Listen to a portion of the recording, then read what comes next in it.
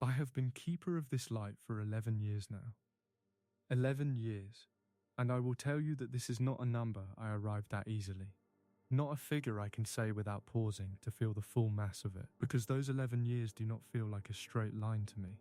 They feel more like the grain in a very old plank of wood, the way it curves and doubles back and seems to contradict itself, but is somehow, in the end, all one piece. I came to this station in the autumn of 1884, when I was 37 years of age, and already a man who had some years behind him at two other lights along this coast. Smaller lights, the kind they give to younger men who are still learning how the darkness works, how the weather thinks, how the lamp behaves when the temperature drops below what the manuals say it should. But this lighthouse, this one here on this particular headland above these particular rocks, this one is different from those. And I knew it the moment I first saw it, in the grey late afternoon light of an October day, with the sea the colour of cold pewter and the tower rising up from its granite base like a thought that had been there long before anyone arrived to have it. The tower itself was built in 1847, though the need for a light on this headland was argued about for several decades before that. Argued about and petitioned for, and delayed, as such things always are, while ships continued to come apart on the rocks below with a regularity that eventually made the argument impossible to ignore. There is a certain grim arithmetic to the history of lighthouse construction in this country, and indeed in most countries, and it goes like this. The ships must be lost first, the lives must be spent first, the petitions must pile up on the desks of the relevant authorities, and the relevant authorities must weigh the cost of a lighthouse against the cost of the losses, and only when the ledger tips far enough in one direction does anything get built. I have read the old records, the ones kept in the small office below, in a tin box that smells of damp and old ink. I have read the accounts of the losses on this stretch of coast going back to the 1790s, the names of the vessels, the dates, the brief and terrible notations. All hands. That phrase appears with a frequency that still makes me set down whatever I am holding for a moment and be very quiet.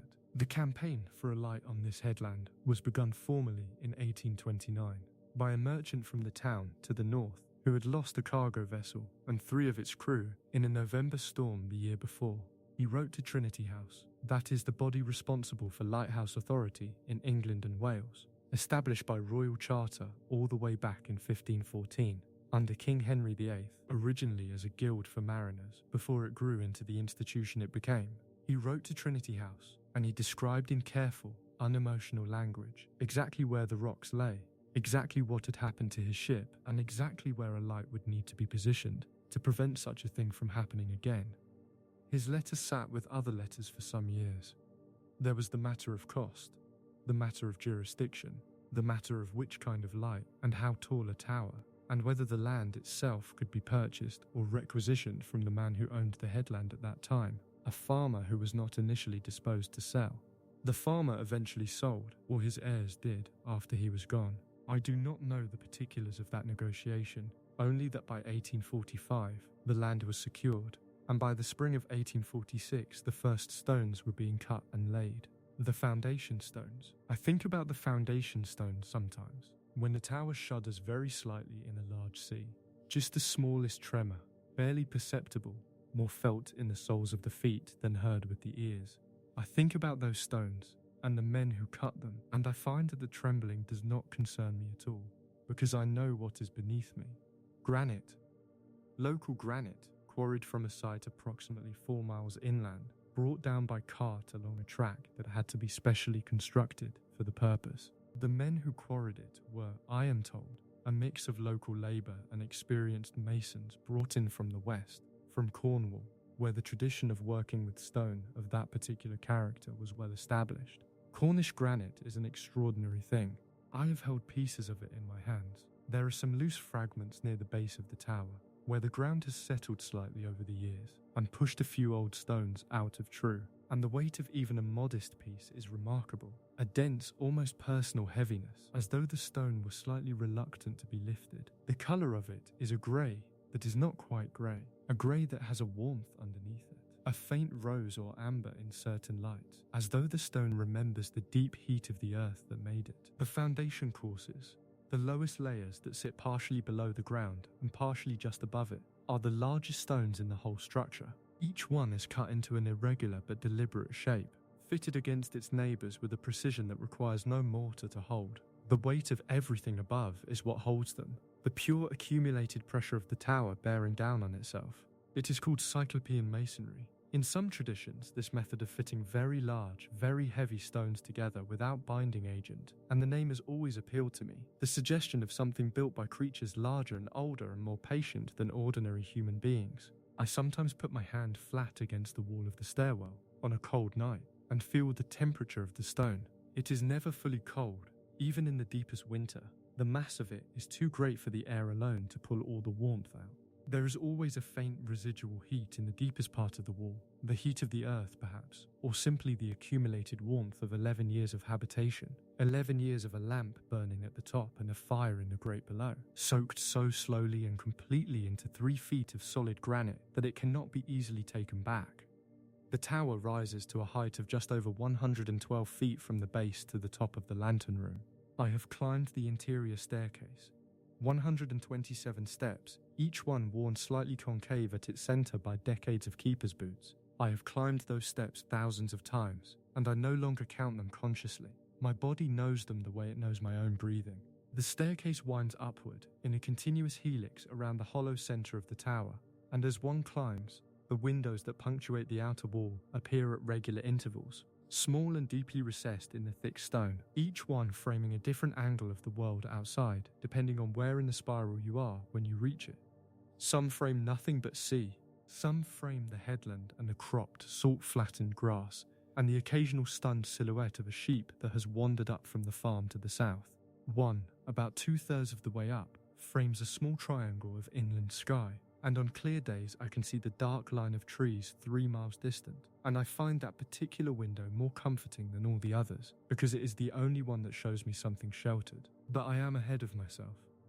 I should begin at the beginning, or at least at something closer to it. The light at the top of this tower, the mechanism itself, the apparatus that does the actual work of warning, is a thing of considerable beauty, and I do not use that word carelessly. I was not a man who used the word beauty carelessly even before I came here, and 11 years of living in close proximity to this particular instrument has only made me more precise about what the word means and when it is warranted. The optical apparatus is a first-order dioptric lens of the type developed and refined by the French physicist Augustin-Jean Fresnel in the early part of this century. Fresnel, the name is French, and is pronounced with a soft subtlety that I spent some months learning to approximate correctly. Fresnel developed his theory of wave optics in the 1820s, and the lens system that bears his name is a direct consequence of that theoretical work, which is itself a consequence of a much older argument about the nature of light that had been ongoing in natural philosophy for at least 2 centuries before Fresnel resolved it, or largely resolved it, in favour of the wave theory. I find it useful to know these things, not because the knowledge makes the lamp burn more brightly or the lens turn more smoothly, but because understanding the history of a thing, understanding the chain of thought and effort and argument and failure that eventually produced it, makes the thing feel more real to me, more present. When I clean the lens panels, when I run a soft cloth over the carefully beveled glass prisms that surround the central bullseye, I am aware that I am handling something that exists at the end of a very long sequence of human thinking, and that awareness makes the task feel, if anything, more careful, more worth doing correctly. The Fresnel lens works by breaking what would otherwise be a single large, heavy, curved piece of glass into a series of concentric rings of much thinner glass, each ring ground to a slightly different angle, so that all of them together accomplish what the single thick lens would have accomplished but at a fraction of the weight and bulk. It is, as the engineers say, an elegant solution, and I think it is no coincidence that a concept developed by a man who was primarily a theoretician should turn out to be the solution that finally made powerful lighthouse optics practically achievable at scale. The lens in this tower was manufactured in Paris, at the workshop of the firm of Barbier and Company in 1846, and installed during the original construction. I know this because it is recorded in the logbooks that predate my tenure, and also because there is a small brass plate affixed to the lower edge of the lens frame that says so in neat engraved letters that I have read so many times I could reproduce them in the dark, which, on some evenings, I have nearly done. Barbier et Cie, Paris, 1846. The lens is mounted on a rotating mechanism, a system of brass clockwork, and a central pivot bearing, originally made to float in the bath of mercury, which reduces the friction of rotation to almost nothing, and allows the great weight of the glass to turn with a smoothness that is, every single time I watch it, a small astonishment. Mercury, the liquid metal, silver and heavy and utterly alien in its behavior, pulled in a circular iron trough at the base of the lens pedestal. The rotation is driven by a system of weights, large cast iron counterweights on a chain, like the weights of a very large clock, that descends through the hollow center of the tower as the night progresses, and must be wound back up by hand at regular intervals. I think about Fresnel sometimes, the way I think about the quarryman who cut the foundation stones. He died in 1827, at the age of 39, of tuberculosis, before his lens was in widespread use, before it had been installed in any of the major lights that would eventually carry his name around the coastlines of the world. He had spent much of his adult life in poor health, working at the boundaries of what physics then understood, largely overlooked by the French Academy of Sciences for much of his career, finally recognised in the last year of his life, when the Royal Society of London awarded him the Rumford Medal, 1 year before he died. I do not dwell on this as a sad thing, exactly.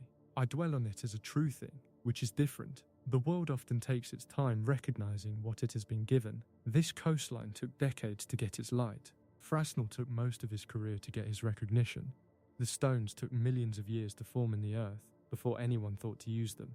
Everything arrives in its own time. I arrived here in October of 1884, as I have said, on a grey afternoon, with a trunk of clothes and books and 2 tins of pipe tobacco and a mild habitual anxiety that I had by then learnt to carry without complaint. My predecessor at this station, the man I was replacing, had served here for 9 years, and he was a quiet man, I am told, who had developed over those 9 years a set of habits and preferences so particular to himself and to this place that some traces of them remained even after he had gone. There was a specific way the logs were arranged in the fuel store that I recognized immediately as a system, even before I understood the logic of it. There was a shallow depression in the floor in front of the main desk, worn by the repeated placement of a footstool in the same spot, and though the footstool itself had gone with him, the ghost of its position remained in the stone.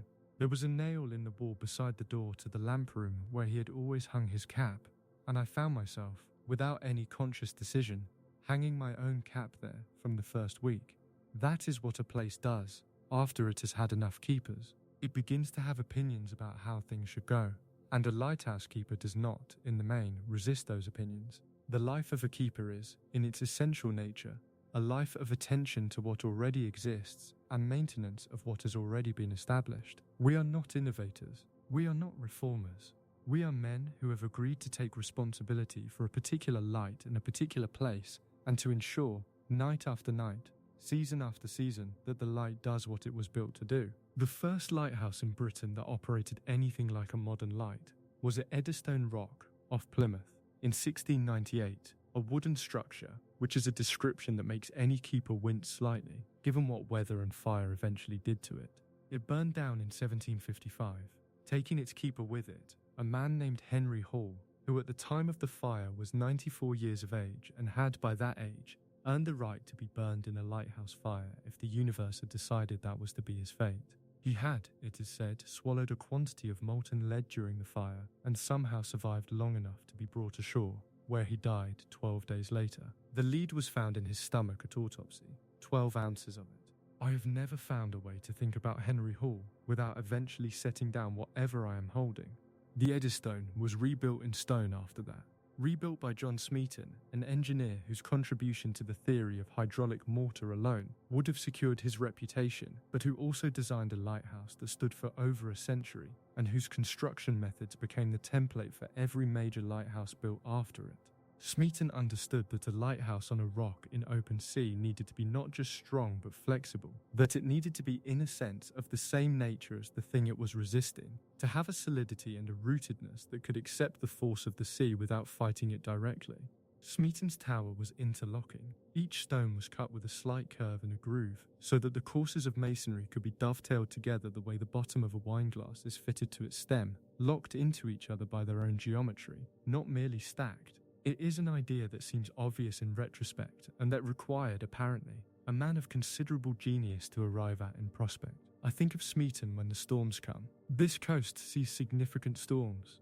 It is in the nature of a headland that it receives weather that the inland never knows.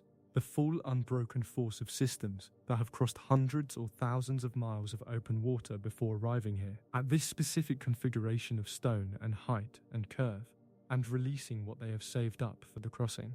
In my 11 years here, I have experienced 14 storms that I would classify, in my private taxonomy, as severe. Storms in which the anemometer on the exterior gallery registered wind speeds in excess of 70 miles per hour for a sustained period, in which the sea broke against the base of the tower high enough that the spray reached the windows of the watchroom, in which the lamp itself was affected, the flame pressed and distorted by the violence of air even inside its sealed lantern housing.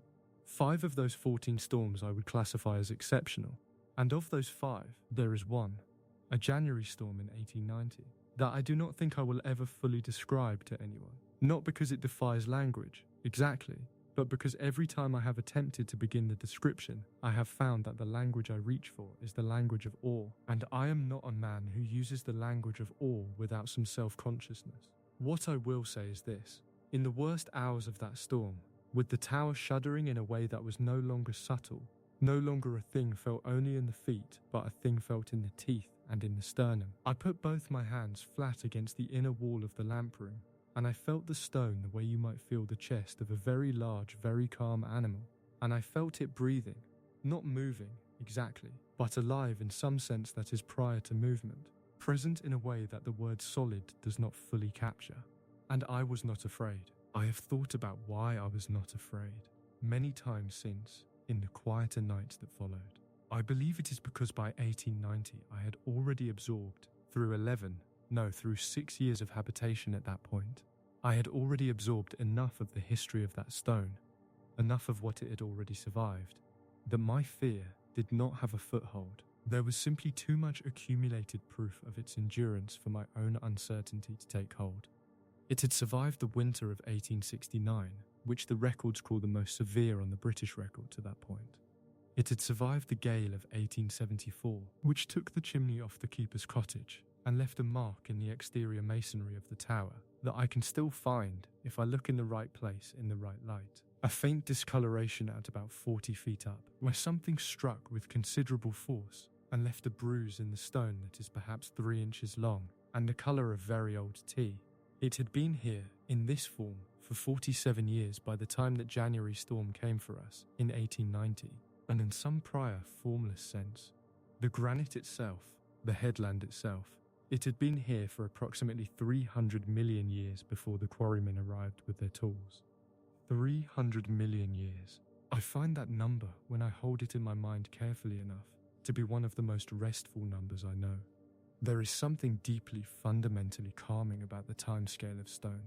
My own life, even if I were to live twice its current length, is to the life of this granite what a single night of lamp keeping is to the history of the Lighthouse service.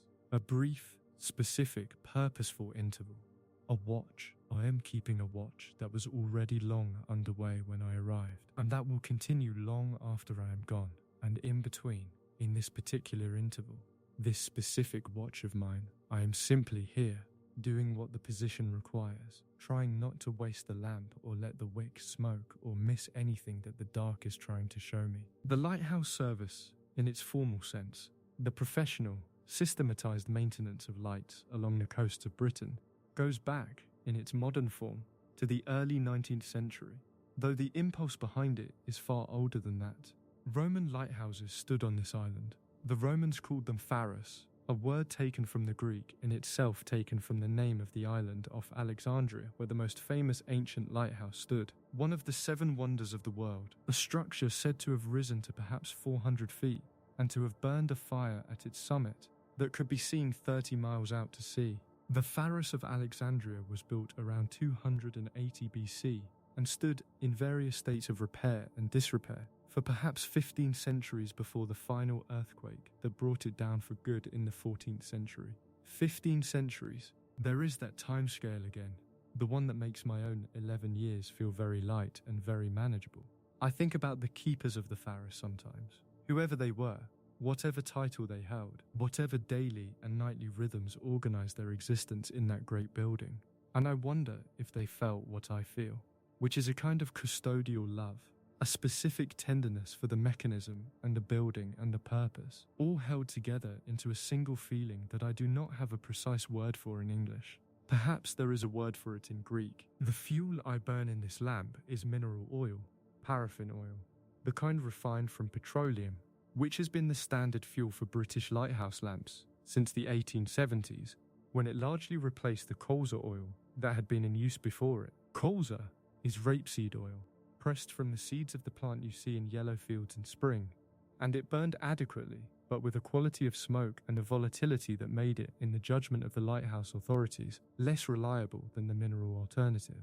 Before colza, the lights burned whale oil, spermaceti oil, from the sperm whale, which burns very cleanly and very brightly, and was for a long time considered the ideal fuel for optical apparatus of precision. The spermaceti trade supported entire economies, entire fleets, entire coastal towns on both sides of the Atlantic, before the petroleum industry made it redundant, which is one of those cases where an industry being destroyed turned out to be, on balance, a good thing for the whales, if not immediately for the whalers. I burn paraffin now, as I have always burned it here, and I am glad of it. The smell of it is clean and mineral, a smell that I associate so completely with the act of being awake in the dark at altitude that I can no longer encounter it in any other context without feeling briefly that I am back at the top of the stairs and the light is just beginning.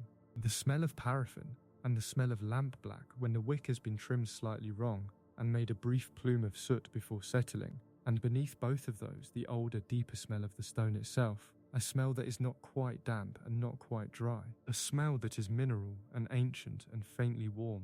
The smell of the interior of the earth expressed very gradually through 3 feet of solid granite. These are the smells of my life, or the largest part of it. The rest of the catalogue is smaller and more intermittent, the sort that the wind deposits on every surface during storms, so that in the days following a big blow, everything in the tower, the logbooks, the spare lens cloths, the inside of my tea mug, carries a faint salinity.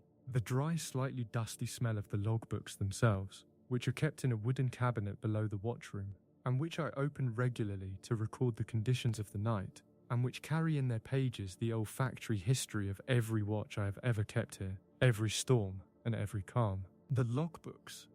I will say something about the logbooks, because they are perhaps the most important single object in the life of a keeper, more important even than the lamp itself in one sense, because the lamp is the lighthouse's instrument of communication with the sea, and the logbook is the keeper's instrument of communication with time.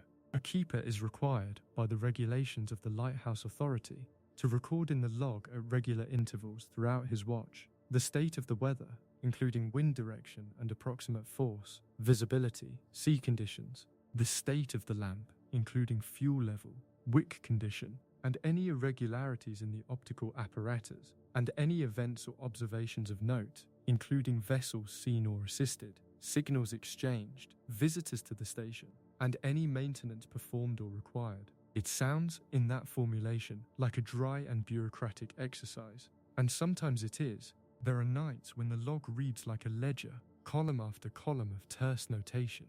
Wind NW force 4, lamp functioning normally, nothing to report. And those entries are fine. Those entries are what a quiet night deserves. But there are other entries. There are entries that I have written in the small hours of difficult watches that are, I think, closer to another kind of writing. Not literary exactly, not straining toward anything, but honest in a way that formal writing sometimes cannot be, because there is no audience for a logbook entry except the next keeper who reads it, who may be years hence, and the indefinite administrative consciousness of the authority that, somewhere in an office in London, holds all these books together as a single continuous record of this particular light. I have read all the logbooks that predate my tenure. They go back to the opening of the station in 1847, and they constitute, taken together, a kind of diary of this headland, of its weather and its seasons and its occasional dramas, written by men whose names I know only from their signatures and whose handwriting I can now recognize at a glance, having lived with it for years. The first keeper of this station was a man named Josiah Croft. who served from 1847 to 1861, and whose handwriting is large and deliberate, and occasionally phonetically idiosyncratic in its spelling, in the way of a man who is more comfortable with practical things than with written ones, and who never pretended otherwise. Croft's entries are often brief, but not always. On the occasion of the Great Storm of November 1854, which I know from the historical records, was one of the most catastrophic events in the history of the British coastal waters in that century. Croft wrote 2 full pages in his large, slightly unsteady hand, and those 2 pages are as vivid and specific a piece of writing as I have encountered anywhere, produced by a man who would not have called himself a writer, and would have been puzzled, I think, by the suggestion that what he had done was a literary act. He describes the sea coming up over the gallery, a thing I had thought impossible until I read it and then, 5 years later, saw the 1890 storm and reconsidered every assumption I had made about what was and was not possible. He describes the sound it made, which he compares to the sound of a very large door being struck repeatedly with a very large fist. He describes the flame in the lamp pressing itself into a shape he calls a long, thin tongue, and his efforts to correct it. He describes the dawn, when it finally came, as the colour of iron that has been in water. The colour of iron that has been in water. I have thought about that image many times, on many mornings after many watches, and I have never found one I liked better. Croft was followed by a man named William Angell, who served from 1861 to 1875, and whose entries are more formal, more correct, written in a small, precise hand that suggests a man with some education and some consciousness of the record he is contributing to. Angell's entries are rarely as vivid as Croft's best moments, but they are entirely reliable, and in their reliability they contain their own kind of quiet. The quiet of a man who has decided that the most important thing he can offer the logbook is accuracy, and has organised his considerable conscientiousness around that decision. And then my predecessor, the man of the footstool and the nail for the cap, who served from 1875 to 1884, and whose name I will not write here, because it feels, for some reason I cannot precisely articulate, like a private thing. His entries are the most varied of the 3. Some are very long, exploratory, written in the style of a man working something out on the page. Others are the barest minimum the regulations require. The pattern seems to follow, as closely as I can determine, the pattern of his mood, and there is something in that correspondence between mood and log entry that I find, retrospectively, a more honest record than either the uniformly brief or the uniformly elaborate would have been. I follow my own patterns in the logs. I know this. I know that certain nights produce certain kinds of entries, and that a reader with patience could probably extract from my 11 years of logbooks a reasonable map of my inner weather, alongside the outer kind. That is, perhaps, what logbooks are always for.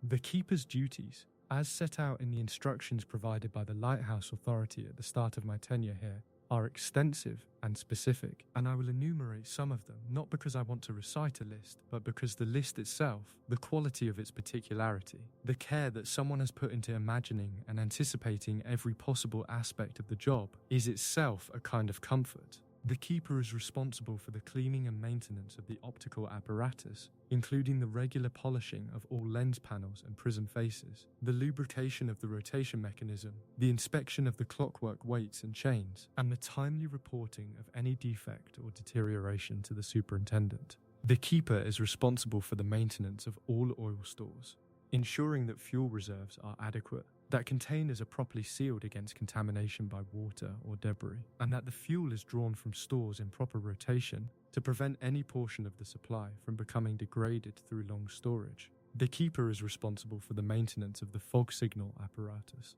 In this station, a compressed air foghorn mounted on the exterior of the tower at the level of the gallery, connected by pipes to a hand-operated pump, and must operate this apparatus whenever visibility falls below a prescribed minimum, regardless of the hour or the weather conditions or the physical difficulty of maintaining the required rate of operation. The fog signal. I should speak about the fog signal. The fog signal is in some ways more demanding than the lamp. The lamp, once lit and adjusted, requires vigilance and periodic attention, but it functions largely on its own. The fog signal, in the years before the great mechanical foghorns were installed at the larger stations, required physical effort, the steady operation of a pump, the maintenance of air pressure in a system that leaked and fluctuated and required constant correction. I have operated the fog signal through 30-hour fogs, through 40-hour fogs. I have stood at the pump in conditions of zero visibility, unable to see the sea that was perhaps 40 feet below me, hearing it but not seeing it, the cold and the damp wrapping around me while I pumped, and the signal itself firing every 30 seconds. A sound so large at close quarters that it is less a sound than a pressure event, a sudden reorganization of the air that pushes against the chest and the eardrums simultaneously. One grows accustomed to it. One grows accustomed to a great many things that would, in the beginning, seem impossible to accommodate. This is perhaps the central fact of a keeper's life, and I offer it not as a boast, but as a simple observation. The range of what a human being can become accustomed to is very much wider than most people, living ordinary lives, will ever have occasion to discover. The compensation for this, and it is genuine compensation, is the silence that follows after a long fog, when the air finally lifts and the visibility returns and the signal is quieted and the world reconstitutes itself around you. The sea reappears, the sky reappears, the sound of the water which had been so present becomes simply itself again, no longer something you are straining to interpret through the grey. In those moments, the quality of ordinary silence is extraordinary. It has a depth that silence in normal circumstances does not possess, because it has been earned. I value silence, after 11 years, in the way that one values a material thing, the way one values a well-made tool or a piece of furniture that has aged well. It is not nothing. It is a specific and substantial something, with texture and weight and temperature.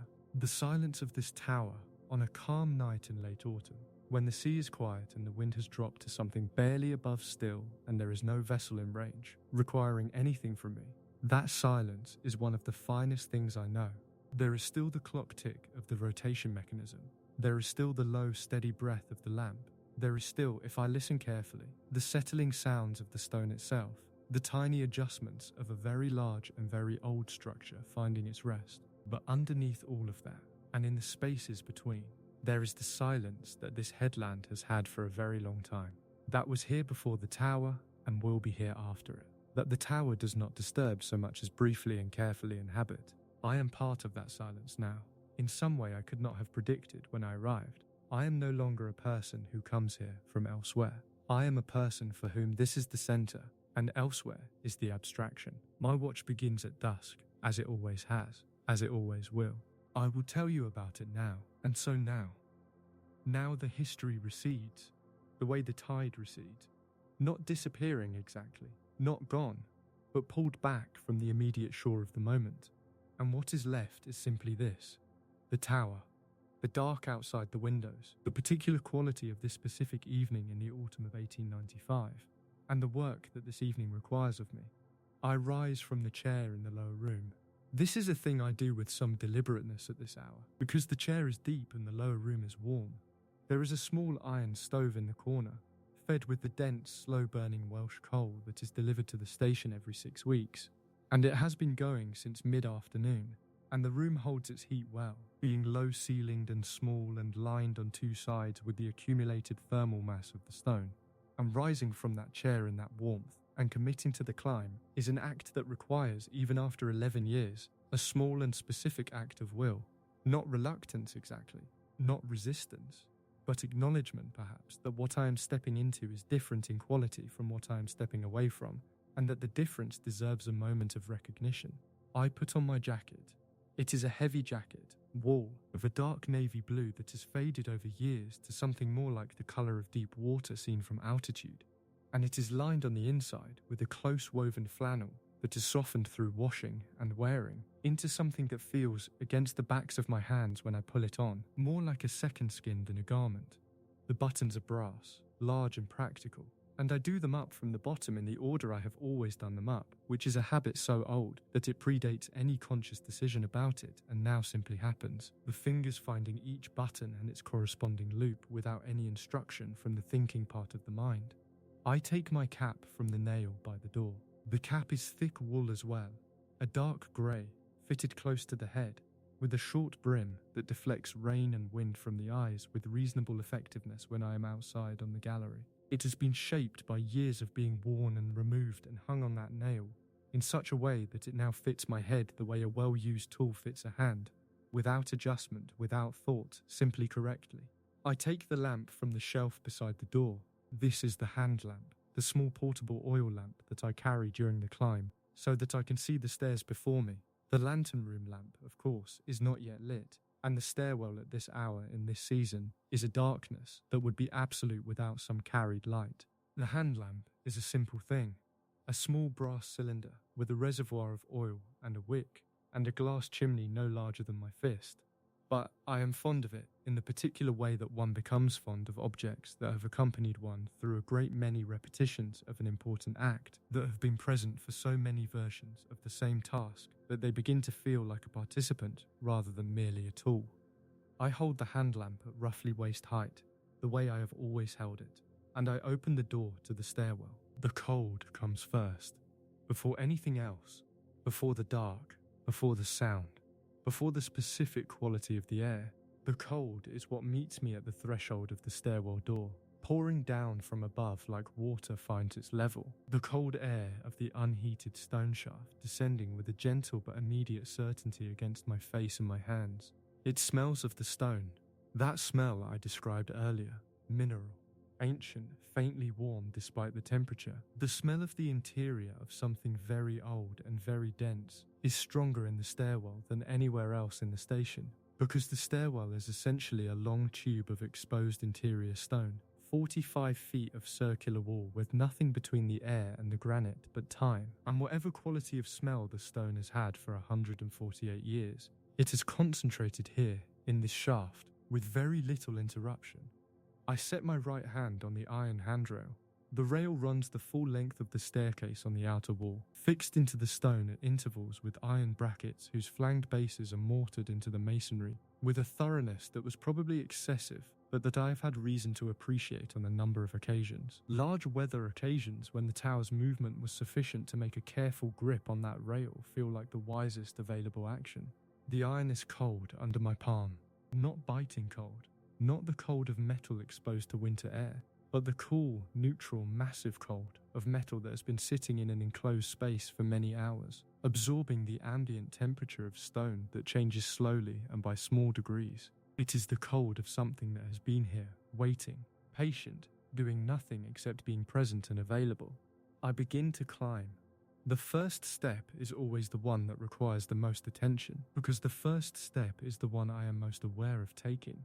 The step that transitions the body from one mode into another, from the mode of the chair and the warmth and the book into the mode of the staircase and the cold and the work. After the first step, the body remembers and the attention can settle into something quieter, something more habitual and self-sustaining, and the climb proceeds as much through the body's memory as through any conscious direction. My boots on the stone.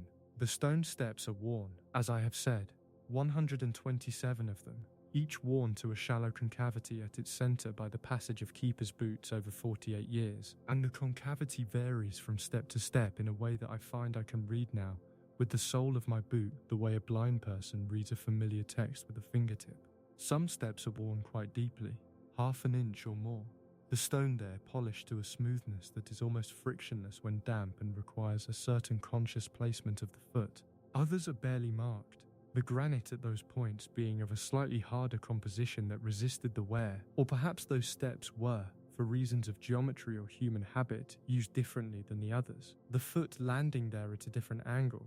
The sound my boots make on the stone is a low, deliberate, resonant sound, heavier than the sound of boots on wood, with a solidity to it that seems to involve not just the immediate impact of sole on stone, but the brief response of the whole shaft around it, the way a struck bell responds with more than just the immediate vibration of the point that was struck. One step, and a breath. One step, and a breath. This is the rhythm I have always kept on this staircase, and it is a rhythm that I have come to understand as not merely a practical pacing of effort, but something closer to a meditation, a deliberate calibration of the body to the requirements of a slow, sustained, upward movement in a confined and circular space. I do not hurry the climb. I have never hurried the climb. Not even in the early days, when I was not certain enough of my own competence to trust a lamp to wait even a few minutes past dusk without my oversight. The staircase does not reward hurrying. Its geometry, the spiral, the repetition, the unchanging quality of the walls and the steps and the rail, tends to make hurried motion feel both futile and slightly absurd, like hurrying inside a thought. Instead, I climb at the pace the staircase seems to prefer, which is the pace of a man who is not trying to arrive anywhere in particular, who is simply making the continuous and uncomplicated commitment to put one foot above the other and then do so again. At the 9th step, the first window. The windows of the stairwell are small, perhaps 12 inches across and 18 inches tall, set so deeply into the wall that the inner aperture is barely larger than my hand and the outer face of the glass. 3 feet distant through the stone seems to exist in a different world. The wall at this height is approximately 4 feet thick, and the window passage through it is a slightly tapering tunnel of granite, its inner surfaces worn smooth and shiny from the accumulated touch of hands that have steadied themselves against them over decades. I pause at the first window. I always pause at the first window.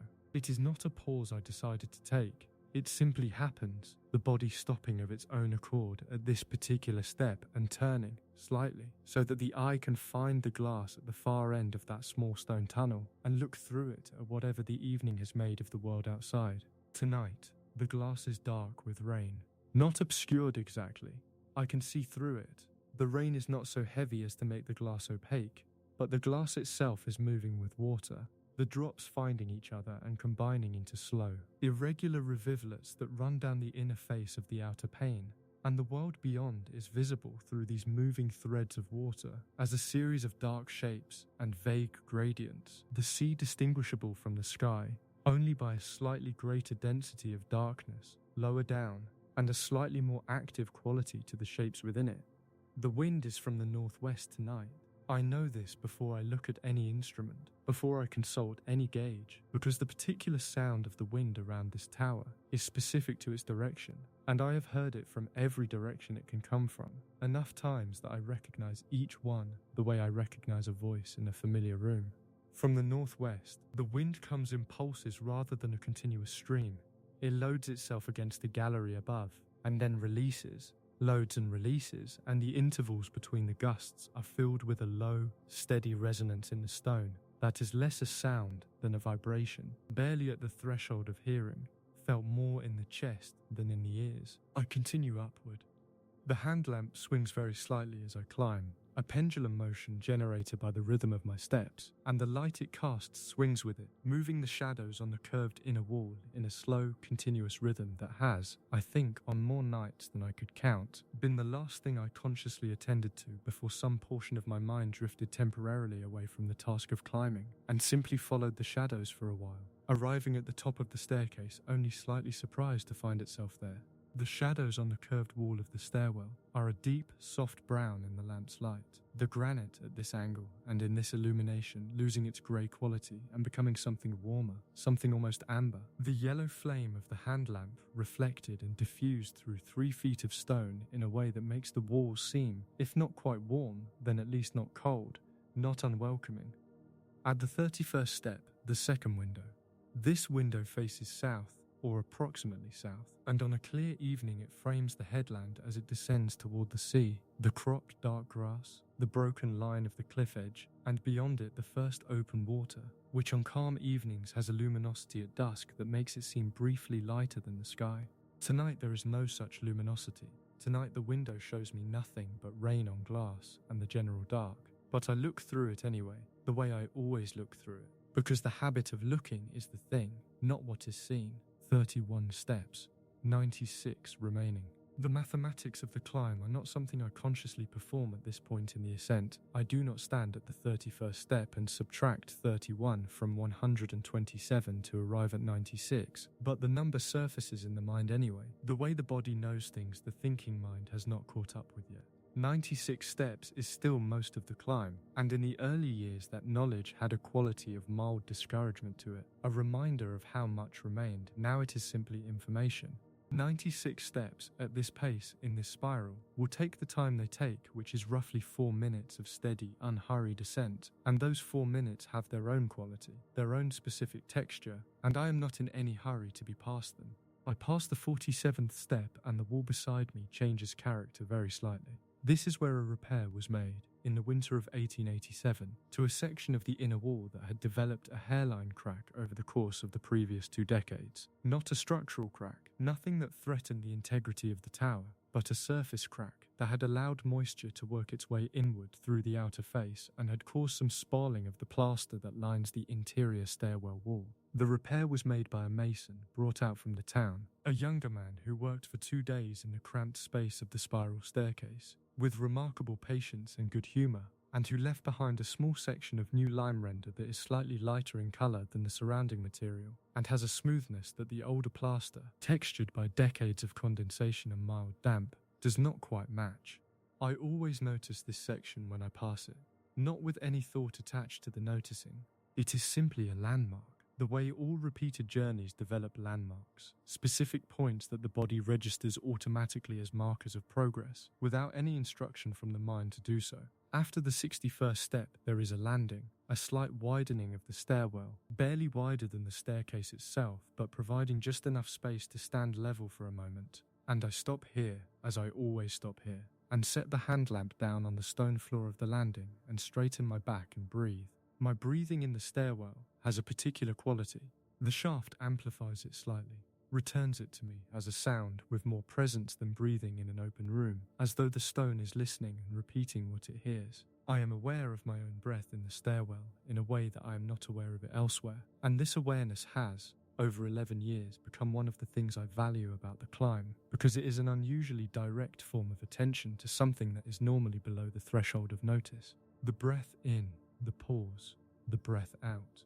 These are things that happen without my assistance and have been happening without my assistance for the entirety of my life. And yet in the stairwell of this lighthouse, on the 61st step landing, I am aware of them as I am aware of the lamp and the stone and the rain, which is to say as specific, present, real things rather than background conditions. I pick up the lamp and continue. The third window, at step 74, faces northeast, and on clear nights in the late summer I have seen from it the lights of vessels far out to sea, not as points of light, but as the subtle luminosity that a ship's lights create in a low sea mist, a diffuse warm glow moving slowly along the horizon, present and then absent. The ship itself invisible, but its relationship with the light and the mist making it momentarily perceptible to someone watching from the right height and angle. Tonight there is nothing but rain and the dark, and the glass of this window is running with water on both its faces. The outer face from the rain, the inner face from the condensation that the temperature differential between the cold stone shaft and the warmer air near the glass creates on nights like this, so that looking through it is like looking through 2 layers of moving water. And the outside world beyond has a quality of extreme remoteness, as though it exists not just outside the tower but in some other condition of existence entirely. I do not mind the remoteness. I have made my peace with remoteness in the way that one makes peace with weather, not by overcoming it or eliminating it, but by adjusting to its presence until it no longer registers as a deprivation, until it becomes simply the condition of this life rather than an absence of some other life. Step 88. Step 89. Step 90. The steps in the upper third of the staircase have a slightly different quality underfoot than those below. The wear is less pronounced here, perhaps because the lower keeper's room at the top of this section is accessed less frequently than the watchroom below it, and so these steps have had fewer total transits over the decades and retain more of their original surface. The stone here is slightly rougher, slightly more resistant under the sole of the boot, and the sound it returns is minutely different, less resonant, slightly drier in quality. Step 100, Step 103, Step 107. At Step 114, the fourth and final window, the one that frames the triangle of inland sky on clear evenings, that shows me the dark line of trees 3 miles distant, and tonight it shows me nothing but the same deep dark and moving rain as the others. But I stop here for a moment nonetheless, pressing the side of my face close to the inner stone of the window recess, so that my eye is as near as it can get to the glass, and I look. I look because the looking itself is the thing I come to this window for, not what is seen, which varies, but the act of looking from a high, narrow, ancient aperture toward a world that is always there whether or not I can see it. A world that includes those trees, and the farm beyond them, and the road that runs past the farm toward the village, and the people in the village who are, at this hour, in their warm rooms with their fires and their families, going about the private business of their evenings. I think about them sometimes, from this window, not with longing, not with envy. Those are feelings I had in the earlier years of this posting, but that have, like the unfamiliar details of any new place, eventually become familiar enough to lose their charge. I think about them simply with a quiet interest, the interest that distance enables, the peculiar clarity of perspective that comes from watching a kind of life from outside its immediate reach. They think about me too sometimes, I imagine, the light keeper up on the headland, an abstraction mostly from down there. A function, a fixture of the coast like the rocks and the weather. I do not mind being an abstraction from a distance, provided I am still a specific person up close. Step 120, Step 123, Step 125, Step 126, Step 127. The door at the top of the staircase is heavy. I will tell you simply and without exaggeration that it is the heaviest door I have encountered in any context. Heavier than it appears, heavier than its dimensions would suggest, because it is made of solid oak planks. Oak that was already old timber when the lighthouse was built in 1847, seasoned and dense and close-grained, and these planks are banded on their outer face with wrought iron straps, wide flat bands of iron bolted through the oak at regular intervals, and the whole assembly hangs on 3 iron hinges whose pintles are mortared 8 inches into the masonry of the frame. It is a door built for weather, not for the weather of ordinary buildings, which must contend with wind and rain as inconveniences, as things to be excluded with reasonable effort. This door was built for the weather of this headland, which has on certain occasions applied itself to the upper face of this tower with a sustained violence that requires a different order of exclusion entirely, and the door reflects that requirement in every aspect of its construction, the weight of it, the thickness of it, the iron banding, the deep rabbet cut into the frame against which it closes, the iron bar that drops into brackets on both sides to seal it from within when the conditions outside are extreme. The handle is iron, a large lever handle, worn smooth and bright at the point where my hand always finds it. I press the lever down. The latch releases with a sound that is entirely specific to this door, this latch, this mechanism. A series of metallic components moving in sequence, each one audible as a distinct event within the small cascade of the whole. The first click of the latch tongue retracting, then the brief resistance of the latch plate, then the lower, fuller sound of the door beginning to move in its frame, the groan of the hinges taking the weight, a sound so low it is felt as much as heard, a sound that is, in some frequency range below what the ear catches cleanly, almost geological in its quality. I push the door inward and step through. The service room. The service room is the small circular space just below the lantern room proper, a room perhaps 8 feet in diameter, with a ceiling low enough that I cannot stand fully upright at its center without my head approaching the underside of the lantern room floor. It is the room where the oil is stored for immediate use, where the tools of maintenance are kept, where the logbook for the lamp itself is held, separate from the main station log below. It is a purely functional room, without comfort or decoration, but I have a particular regard for it that exceeds what pure function would warrant, because it is the room where the work most immediately happens, where the preparation occurs, where the hands find the tools and the oil, and begin the sequence of actions that ends in light. The cold in this room is more pronounced than anywhere below. The lantern room above, with its great glass panels and its relative exposure to the exterior air through the ventilation gaps, acts as a kind of cold store at this time of year, and the chill from it descends into the service room through the hatch in the ceiling, pooling here against the warmer air rising from the stairwell below, and finding an equilibrium that is several degrees colder than anything in the lower parts of the tower. I feel it immediately on entering, not as a shock, but as a presence, a quality of the air that the body registers as a kind of alertness, a mild sharpening of attention that I have come, over the years, to associate with the approaching work and to find in its way useful. The smell of this room. I have tried many times to describe the specific smell of the service room accurately, and I have never been entirely satisfied with the results, because the smell is a compound thing made of several distinct elements in a specific proportion, and while I can identify the individual elements, the proportions are what give it its character, and the proportions cannot really be communicated except by standing in this room in this specific moment of a specific evening.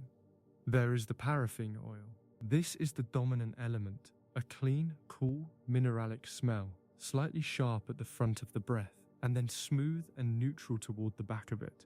The smell of something that exists at the boundary between the natural and the refined, that started as something very old in the earth, and was processed into something very specific and useful. Beneath the paraffin, there is the brass polish, a faint, slightly astringent presence that lingers here permanently from the regular application of the polishing compound to the brass fittings of the lens apparatus. A smell that is not unpleasant but that has a purposefulness to it, a slight chemical certainty that is the olfactory equivalent of a precisely laid tool. And beneath both of those, coming in from the ventilation gaps around the lantern room above, salt air. The salt air at this height is different from the salt air at ground level. It is cleaner in one sense, further from the decay of the tide line, from the weed and the shells and the things the sea leaves behind, but rawer in another sense, more purely oceanic, the smell of open water that has not recently touched anything solid, that has arrived here directly from some distance without collecting any additional information on its way. I breathe it slowly, standing just inside the service room door. This is a habit I formed in the first winter of my posting here. Without any particular intention, I simply found myself standing here, breathing, on the first occasions that I entered this room at the start of a shift, and the standing and breathing felt right in some way I could not articulate, and so I continued it, and now it is as fixed a part of the beginning of the shift as the climb itself. 3 slow breaths, standing just inside the door, and then the work begins. I set the hand lamp down on the small iron shelf to the right of the service room door, the shelf that exists for exactly this purpose, that was put there when the room was originally fitted out and has held the hand lamp at the start of every watch for the past 48 years. And I open the cabinet below the shelf. The cabinet holds the tools of the wickwork. They are arranged as they are always arranged, as they were arranged, I suspect, by the first keeper in 1847. And as they have been arranged by every keeper since, because the cabinet's interior has compartments of specific sizes that accommodate specific things, and the things that fit those compartments are the things that the work requires, and there is no reason to organize them differently from the way the cabinet was designed to receive them. The wick shears are in the upper left compartment. They are made of brass. All the tools in this cabinet are made of brass, because brass does not spark when struck against stone or iron, which is a relevant consideration in a room that contains a quantity of paraffin oil. The shears are larger than ordinary scissors, with blades that are straight and square-edged rather than pointed, designed to cut the charred crown from the top of a cotton wick in a single clean action that produces a flat, even surface from which the new flame can draw cleanly and evenly, without hot spots or uneven burning. I take the shears from their compartment. They are heavier than they appear, a dense, solid weight in the hand, the weight of well-made brass, the kind of weight that communicates reliability in a purely physical way, without any need for demonstration. The pivot is smooth and well-fitted, moving under the pressure of the fingers with a precision that has been maintained by regular cleaning and the lightest possible application of oil to the pivot pin, a task that I perform every fortnight as part of the general maintenance schedule, and it takes in practice approximately 3 minutes, including the retrieval and replacement of the tools involved. I climb the short ladder from the service room into the lantern room. The lantern room is the glass room, the room of light and lens, and entering it is always, even after 11 years, a slightly heightened experience, not dramatic, not overwhelming, but a perceptible shift in the quality of the present moment, as though the room itself has an atmosphere that is distinct from the rest of the tower. The lens dominates the room. It fills the center of the space completely. A structure approximately 6 feet tall and 4 feet in diameter, the central bullseye surrounded by its concentric rings of prismatic glass, the whole assembly sitting on its rotating mechanism and its mercury bath, enclosed in its brass framework with the lamp at its center. At this hour, unlit, the lens is a dark and complex object. the glass panels catching and holding the faint available light from outside the lantern room's own glass panels, each prism offering a slightly different angle of reflection, so that the whole apparatus shimmers very slightly as the eye moves across it, the way a dark pool shimmers when the light on it is just barely sufficient. I open the access door in the brass framework of the lens. The access door is a hinged section of the brass frame at the base of the lens, fitted with small brass hinges and a spring catch that holds it closed. It opens with a soft click, the spring releasing and the door swinging out toward me on its well-fitted hinges, and through the opening I can reach the lamp assembly at the center of the lens, the oil reservoir, the burner, the glass chimney and the wick. The wick in a lighthouse lamp of this type is not the simple twisted thread of a domestic candle. It is a flat ribbon of closely woven cotton, perhaps 2 inches wide, coiled in a tube around the central burner in such a way that it can be raised or lowered by turning a small brass wheel on the side of the burner assembly, a mechanism of considerable ingenuity given the tolerances involved and the heat it is required to function within. At the end of last night's shift, the wick was turned down to extinguish the flame, and the cotton at its uppermost edge was, as it always is after a night of burning, charred, blackened and brittle along its very top, the cotton converted by prolonged combustion into a delicate carbon structure that looks like the original fabric but has none of its flexibility, and that will, if left in place and relit, produce an uneven flame that burns improperly and generates more smoke than light. This charred edge must be removed before the lamp is lit. I take the wick shears in my right hand and position them carefully at the opening in the lens frame, angling them so that the blades can reach the top of the wick without contacting the glass chimney on one side or the brass burner casing on the other. The clearances are not generous. This is a task that requires the particular combination of precision and patience that most of the mechanical work of a keeper's life requires. Not skill in the dramatic sense, not talent, but the cultivated habit of moving carefully in confined spaces with delicate instruments, of attending to what is immediately in front of the hands, without allowing any part of the mind to hurry ahead to what comes next. I position the blades at the crown of the wick. I can feel the charred top of the cotton against the lower blade of the shears, the slight resistance of even this fragile structure, the way the brittle carbon pushes back infinitesimally against the brass before it gives. I close the blades. The sound is a small, clean snick, brief and precise, the sound of a good tool doing what it was made to do, and nothing else. The charred crown falls away, dropping into the small catch tray below the burner that was designed specifically to receive it, and what is left is the clean white face of fresh cotton, flat and even across its full width, ready to carry the flame. I open the shears and withdraw them from the lens. I examine the cut by bringing the hand lamp close and looking at the wick through the access door. The cut is clean. This is a thing that should not give me satisfaction after 11 years, but that reliably does. The sight of a cleanly trimmed wick, even and white and properly prepared. There is something in the rightness of it, the correctness of a small thing that has been done precisely as it should be done, that the mind finds genuinely restful to contemplate. I replace the shears in their compartment in the cabinet below. Now the oil reservoir in the base of the lamp assembly, must be checked and, if necessary, topped up before the lamp is lit. The reservoir holds enough oil for approximately 4 hours of burning, at the rate required for this first-order apparatus. And since I am responsible for monitoring and replenishing it throughout the night, I have developed a habit of beginning each shift with a full reservoir, regardless of what it held at the end of the previous one. A redundancy, but a useful one. The kind of redundancy that costs very little and ensures against a class of error that would cost a great deal. The fill point is a small brass cap on the upper surface of the reservoir, adjacent to the burner.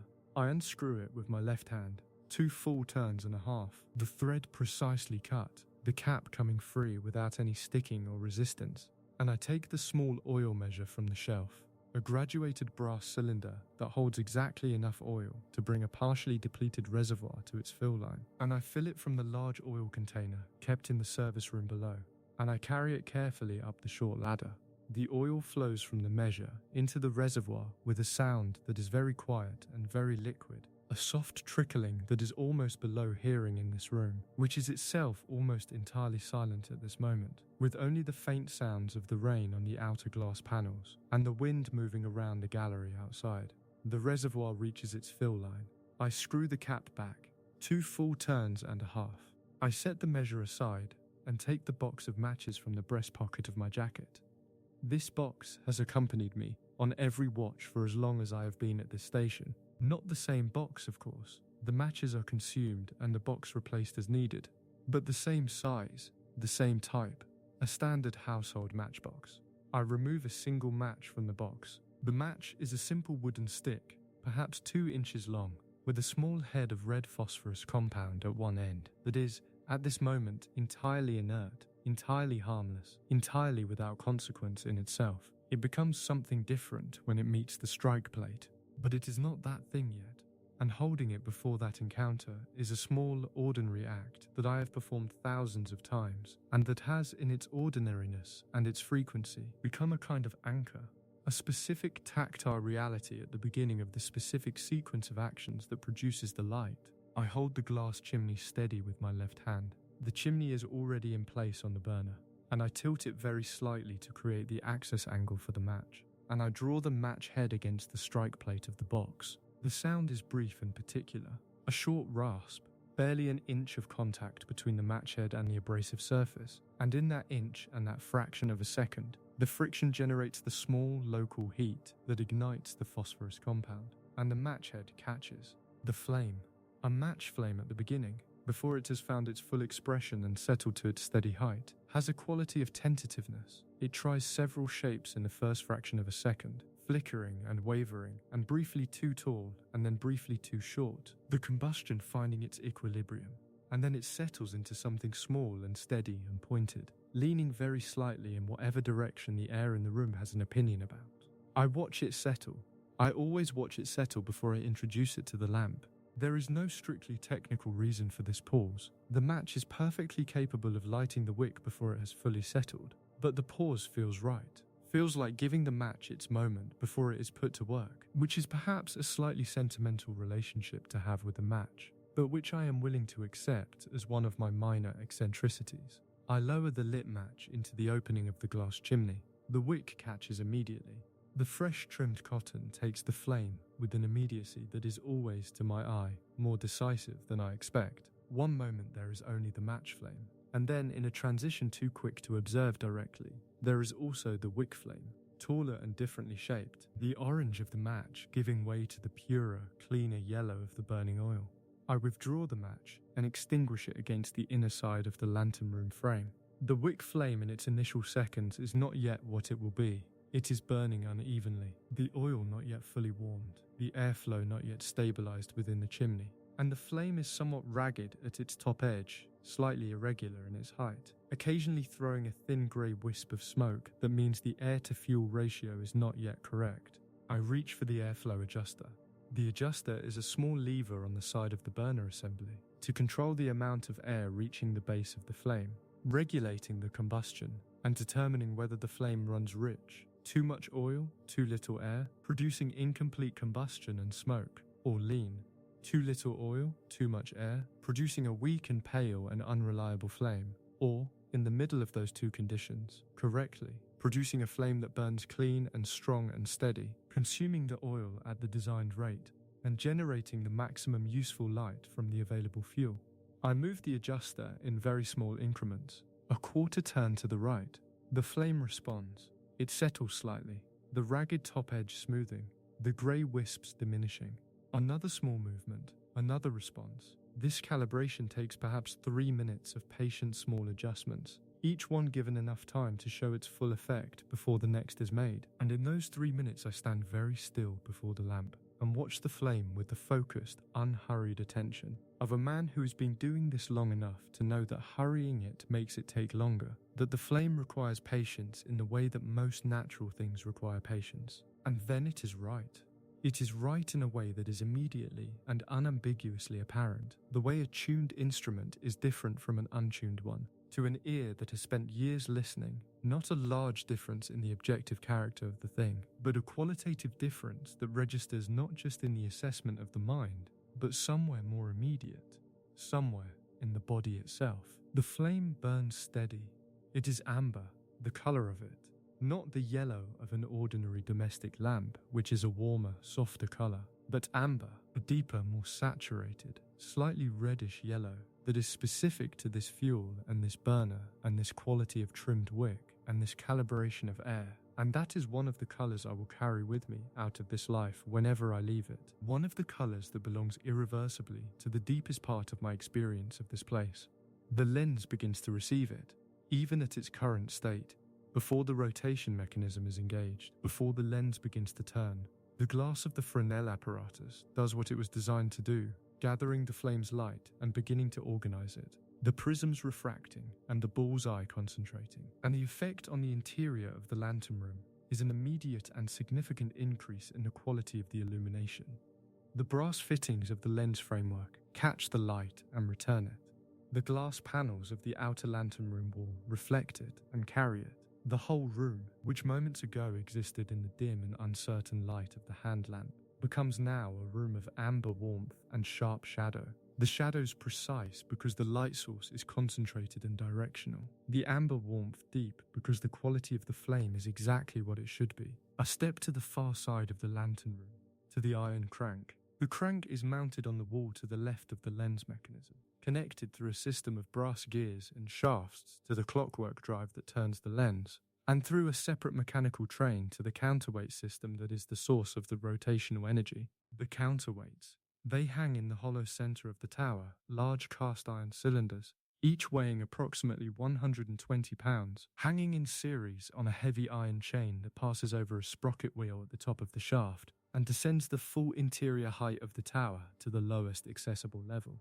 By the end of a watch, these weights have descended the full length of their travel, the chain fully extended, and all of the energy that was put into the system at the beginning of the watch, all of the physical effort of winding, has been given out to the lens in the form of its slow, steady, continuous rotation. The rotation must be constant. This is the central requirement of the clockwork system, and the reason that the mercury bearing is so important. The rotational speed must not vary, must not slow during heavy sections of the lens apparatus, or speed during lighter ones, must present the same flash characteristics to a vessel 2 miles offshore at midnight as it presented at dusk, so that a navigator with a chart can look at the sequence of flashes and the timing between them and know, without ambiguity, which lighthouse they are looking at. Every lighthouse on the coast has a characteristic, its own signature of light and dark, of flash and interval, specific to that station, listed in the Admiralty's list of lights, communicated to every vessel that uses these waters. This light flashes once every 15 seconds. One flash, 15 seconds of dark.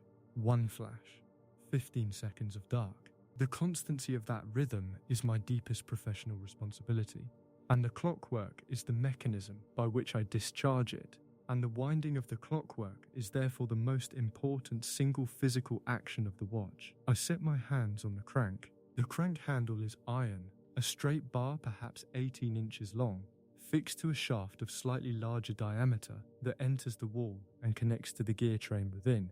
The iron is cold under my palms in this room, but it warms quickly in contact with the hands, and by the time I begin the first full revolution of the crank, the chill has already begun to diminish, replaced by the warmth of friction and effort. I begin to wind. The first revolution is always the stiffest. The gear train has been static for the hours since last I wound it, and the various mechanical components have settled into a resting state that requires slightly more initial force to disturb than would be needed to continue an already moving system. I lean into the first revolution with the steady force of a man who is not trying to overpower the mechanism, but to coax it, to introduce it to motion gently and let the momentum build. The ratchet clicks. The ratchet is a component in the gear train that prevents the weights from descending too quickly by enforcing a minimum interval between advances, and as the crank moves, the ratchet produces a series of distinct, heavy, metallic clicks, not rapid, not the light ticking of a small mechanism, but slow and deliberate and massive-sounding clicks, each one the sound of 120 pounds of iron being held against its own weight by a few square inches of hardened metal. Click, and the handle advances. Click, and the handle advances. I find a rhythm of it after the first 2 or 3 revolutions, and it becomes, like the stair climb, a rhythmic and not unpleasant physical effort, the kind of sustained, moderate exertion that warms the body from the core outward and that the mind can accompany without dominating. can be present with rather than directing, so that the winding is something I do and also something I am aware of doing in the way that I am aware of breathing, not abstractly, but with a kind of close, grounded, non-analytical attention. The crank requires approximately 40 full revolutions to bring the counterweights from their descended position to their fully wound position. 40 revolutions of an 18-inch radius crank, moving a total weight of 240 pounds of iron upward through the hollow center of the tower. It takes the time it takes. By the 25th revolution, the effort has established its own cadence, its own small ecosystem of physical sensation, the warmth in the shoulders and across the upper back, the grip of the hands tightening and releasing with each revolution in a rhythm the body has found on its own without instruction, the breathing deepening slightly to meet the increased demand, the clicks of the ratchet arriving at intervals that feel by now almost musical. By the 35th revolution, the weights are near their wound position and the crank begins to stiffen, not from greater mechanical resistance, but from the increasing weight of the chain itself as it coils at the top of the shaft, the accumulated mass of the gathered chain adding itself to the load. 38, 39, 40. The final click of the ratchet is the heaviest, the most solid, and when it lands, the whole mechanism settles into a new state, loaded, potential, ready. And the counterweights are held at their maximum height by the pawl of the ratchet, waiting to descend through the night and in descending to turn the lens. I release the crank. For a moment I simply stand with my hands at my sides and feel the warmth of the effort distributed through my chest and shoulders and the muscles of my forearms, the pleasant and entirely ordinary warmth of physical work completed. And then I turn back to the lens. The lens is turning. I did not feel the moment it began. The transition from stationary to rotating at this speed is so gradual that there is no perceptible change in a single second, only in a series of seconds. And by the time one notices that the lens is moving, it has already been moving for perhaps half a minute. But it is moving now.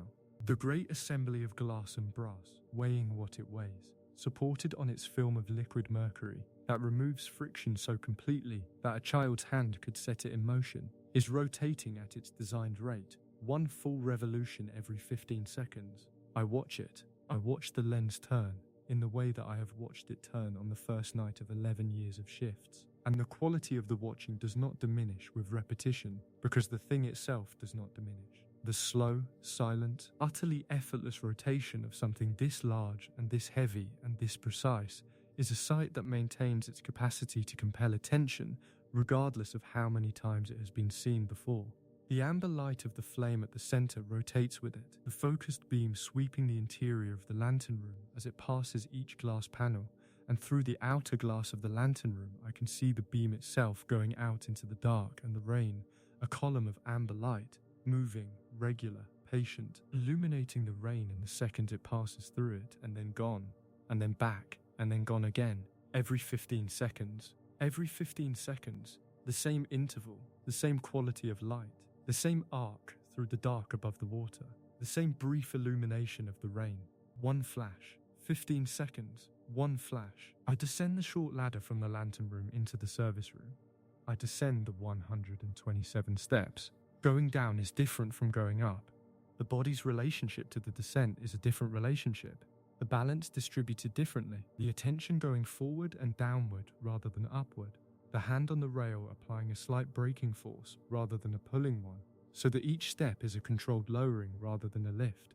The hand lamp guides me again, swinging slightly on its own rhythm, the shadows on the curved wall moving in the opposite sense from how they moved on the ascent. A small topographical reversal, the known landmarks of the stairwell passing in reverse order, the repair plaster at step 47, the landing at step 61 approached from above, the 4 windows appearing in their sequence and then left behind. The warmth of the lower room arrives before I reach it. I can feel it rising through the last 20 steps of the stairwell, the heat of the iron stove carrying up through the stone shaft with a welcoming quality that is not imaginary, that is a genuine physical gradient, the air warming degree by degree as I descend. I enter the watch room. The watch room is on the level immediately below the service room, slightly larger than the service room, perhaps 12 feet in diameter, and it is the room where most of the waking hours of a watch are spent. It contains the main desk, the chair, the large logbook, the smaller reference books and tide tables and admiralty lists, the clock, the barometer, the thermometer, and the small secondary oil lamp that provides the working light for the room throughout the night. The chair.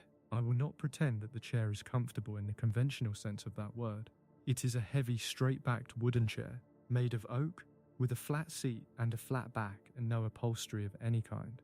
A chair that was clearly designed for a purpose other than extended sitting, or designed for extended sitting by someone who had views about what extended sitting should feel like that do not precisely correspond to my own.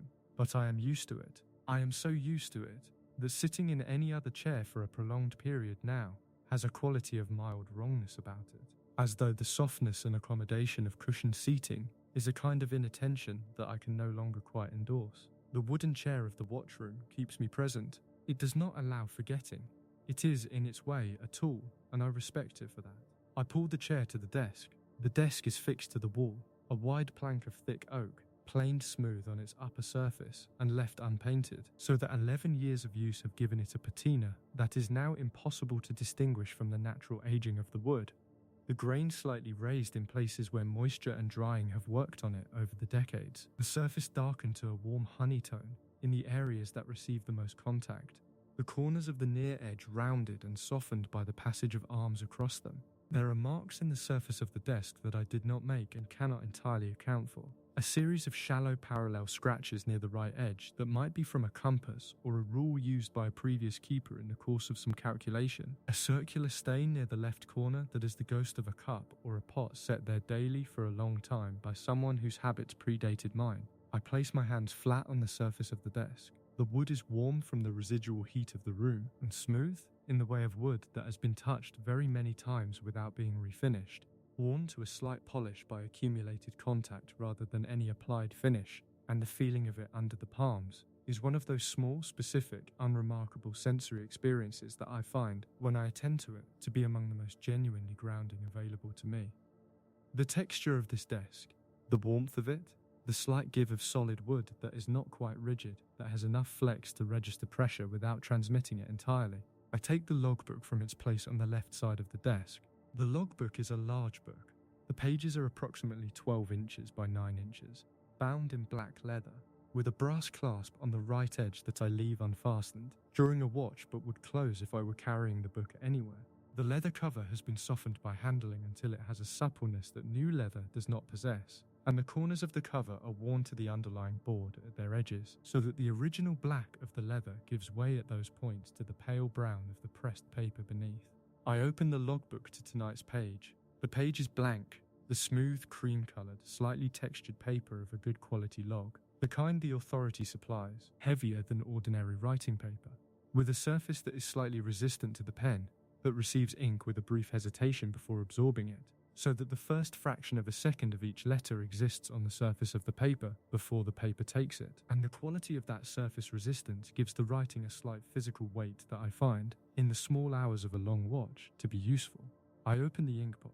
The inkpot is a small glass vessel with a ground glass stopper, filled with a standard deep blue-black writing ink that I replenish from a larger bottle in the supply cabinet at the beginning of each fortnight. The stopper comes out with the faint, specific sound of ground glass releasing its vacuum, a barely audible sound, but one that is, in the relative quiet of this room at this hour, quite distinct.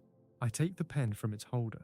The pen is a simple steel nib dip pen, the nib fitted into a wooden pen holder that I have been using for long enough that it fits my grip in the way that only a long-used tool fits. Not perfectly, not in the sense that it could not be improved upon, but in the sense that it has adjusted itself to me and I to it, and the result is a working relationship that functions without any friction worth mentioning. I dip the nib. The nib enters the inkpot, the steel making brief contact with the glass interior at the bottom, with a faint tick, a sound so small that it belongs more to the category of felt than heard, and I draw it back out, watching the ink form in the reservoir of the split nib, a small column of dark blue-black that is held there by surface tension and will release itself onto the paper at the first contact. I write the date, the 12th of November, 1895. The nib moving across the paper makes a sound that is between a whisper and a scratch, a sound that is made of two components, the faint scrape of steel against the fibres of the paper, and the softer, wetter sound of the ink flowing from the nib as the letters form. The two sound so close in quality and timing that they merge into a single, continuous small sound. that is specific to this pen and this paper and this ink, and carries within it the whole quality of a life spent writing careful records of careful observations in a small circular room above a dark sea. I write the time, first watch, 1900 hours. I write the state of the sea. Sea, moderate. Swell from the northwest, 3 to 4 feet, long period. Wind, northwest, force 4, steady. Rain, light to moderate, continuous. Visibility, approximately 3 miles through rain. Lamp lit at 1847, burning cleanly. Rotation mechanism wound and functioning correctly. I set the pen back in its holder.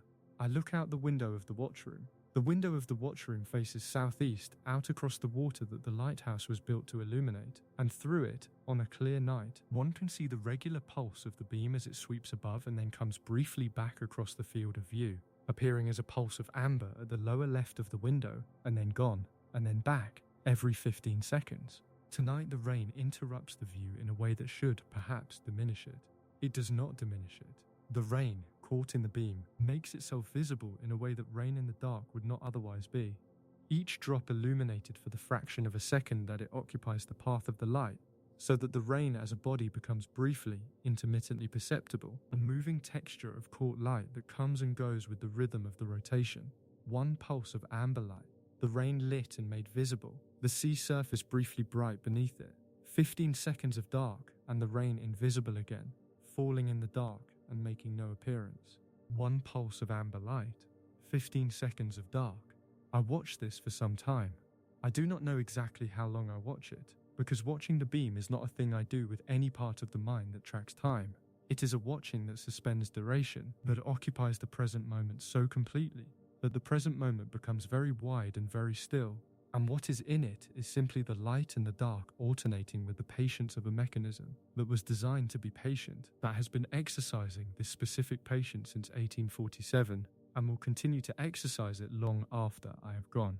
One flash, 15 seconds, one flash. The stove ticks as the iron expands against the heat within it. A slow, irregular, organic tick, not like the mechanical tick of the desk clock, which is steady and small and precise, but a larger, more occasional sound, the sound of a material responding at its own pace to conditions it has no choice but to accommodate. The desk clock reads 12 minutes past the hour.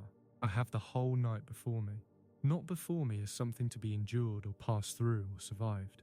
Before me as something to be inhabited, to be present within, to be attended to in the same way that the logbook attends to it, with patience and specificity, and a genuine interest in what will happen, which will be nothing dramatic, nothing alarming, a sequence of small and regular and deeply familiar actions. The winding, the checking, the logging, the occasional reading, the lamp trimmed at midnight and again at 3, the counterweights wound again at 1:30, interspersed with long intervals of exactly this. The warm room, the dark outside the window, the beam, the rain, the clock, the stove, the accumulated, ordinary, specific weight of a winter night on a headland in 1895, in a tower made of 300-million-year-old granite, tending a light that has been tending this coast for 48 years, that was designed by a Frenchman who died before he saw it in use, mounted in glass that was made in Paris and carried here at some trouble and considerable expense by people whose names I do not know, but whose work I have touched every night of the past 11 years.